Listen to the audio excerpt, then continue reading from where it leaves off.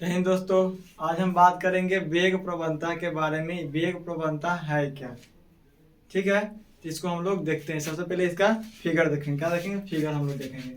जैसे देखिए, एक यहाँ यह क्या है? द्रव के लेयर है। क्या है? लेयर है। ठीक है, अगर कोई लेयर फ्लो करता है ना, तो सबसे ज्यादा जो जल के स्पीड होता है वह ऊपरी सतह पर होता है। V1 मान लीजिए इसका स्पीड, वेग। V2 हो गया इसका स्पीड, V3 इसका speed, V4, V5।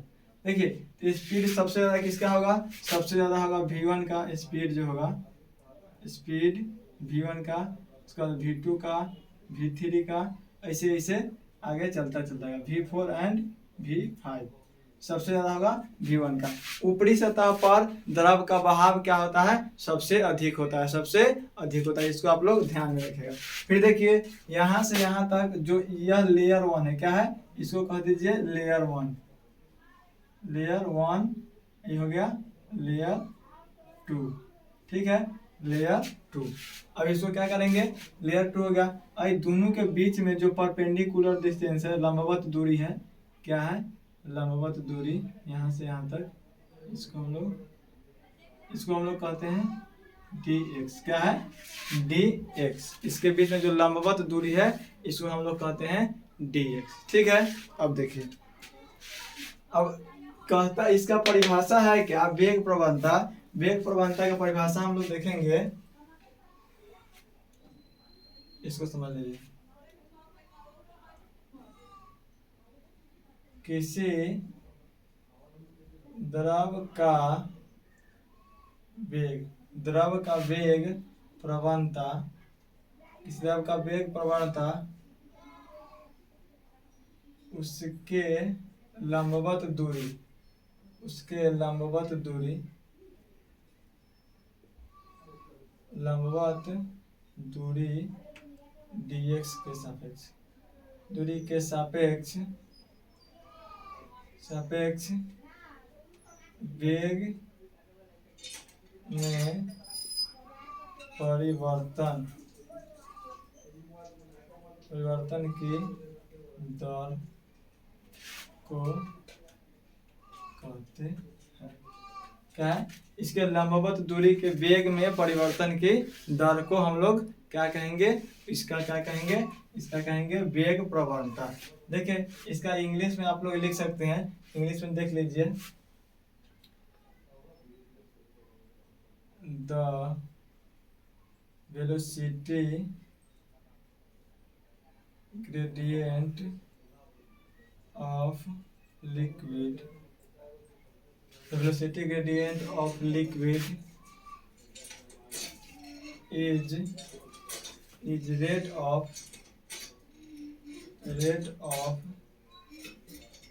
change of velocity, rate of change of velocity with respect to perpendicular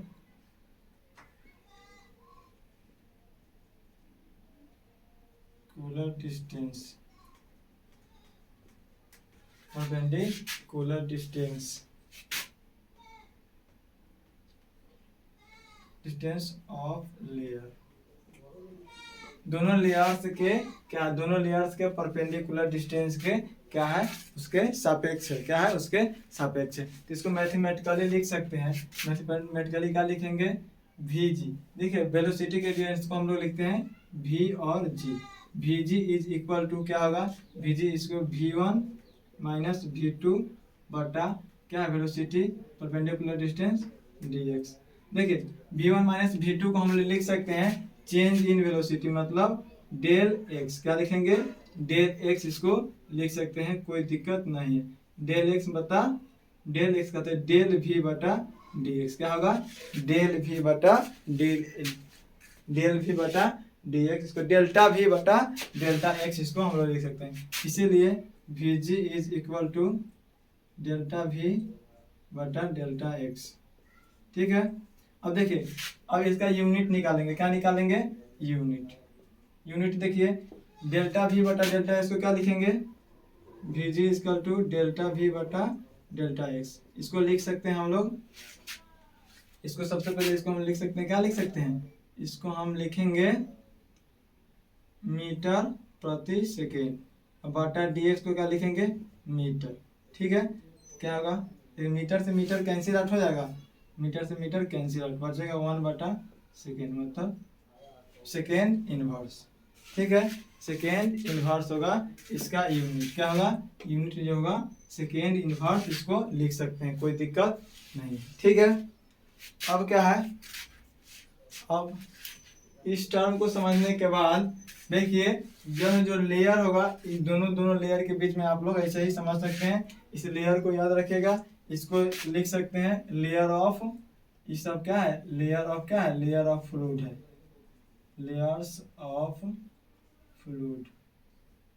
ठीक है, लिक्विड कर सकते हैं या फ्लूइड कर सकते हैं, कोई दिक्कत नहीं है, इसको आप लोग नोट कर लीजिए। और उम्मीद करते हैं कि वेलोसिटी ग्रेडियंट आप लोगों को अच्छे से समझ में आ गया होगा, वेग प्रवणता के नाम से इसको हम जानते हैं। ठीक है, धन्यवाद, जय हिंद।